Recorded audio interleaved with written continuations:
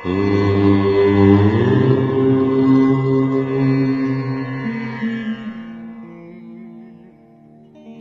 జరుపుకునే ముఖ్యమైన పండుగలలో విజయదశమి ఒకటి.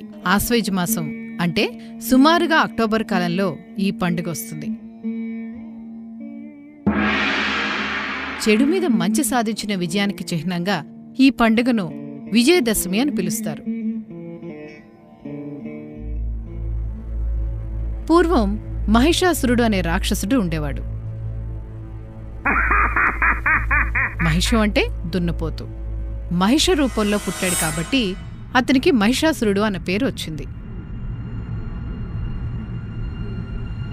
రాక్షసులలోని అతి బలవంతుడైన మహిషాసురునికి ఎలాగైనా ముల్లోకాల్లో జయించాలన్న కోరిక కలిగింది. అందుకోసం బ్రహ్మదేవుని నుంచి వరాలను పొందేందుకు ఘోరమైన తపస్సు చేయటం మొదలుపెట్టాడు. ఎండా వానలనకుండా ఆకలి దప్పుడు తెలియకుండా ఏళ్ల తరబడి మహిషాసురుడు చేసిన తపస్సుకి బ్రహ్మదేవుడు ప్రత్యక్షం కాక తప్పలేదు.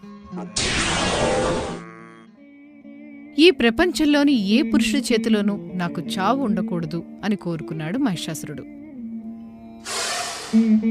ఎందుకంటే ఆడవారు ఎలాగూ తనని ఓడించలేరని అతని నమ్మకం.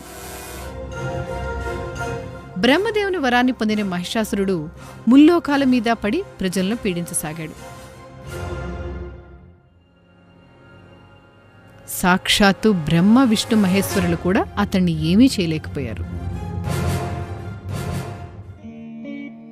దాంతో ఆ రాక్షసుని ఎదుర్కొనేందుకు వారంతా కలిసి ఒక ఉపాయాన్ని ఆలోచించారు.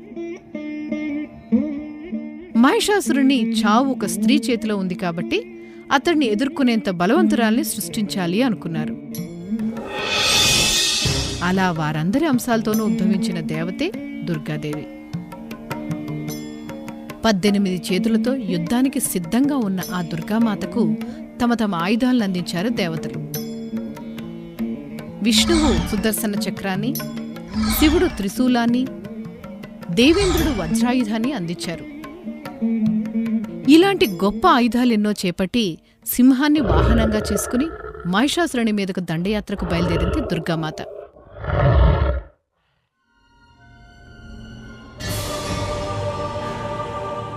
మరి మహిషాసురుడు తక్కువవాడా? లక్షల మంది సైన్యంతో దుర్గామాతను ఎదుర్కొన్నాడు. తానే స్వయంగా ఒక్కోసారి సింహంలాగా, మరోసారి ఏనుగులాగా, చివరికి దున్నపోతులాగా మారుతూ దుర్గాదేవితో పోరాడాడు. కాని అతని లక్షల మంది సైన్యాన్ని దుర్గాదేవి ఆమె వాహనమైన సింహము చీల్చి చెండాడేశాయి. అలా 9 రోజులు భీకరంగా పోరాడిన తరువాత మహిషాసురుని సంహరించింది దుర్గాదేవి. ఆ సందర్భంగా దేవతలంతా సంబరాలు జరుపుకున్నారు. అదే విజయదశమికి నాంది. శరదృతువులోని 9 రోజుల పాటు ఈ యుద్ధం సాగింది కాబట్టి ఈ పండుగ రోజులను శరన్నవరాత్రులని, 10వ రోజున విజయం లభించింది కాబట్టి దసరా అని అంటారు.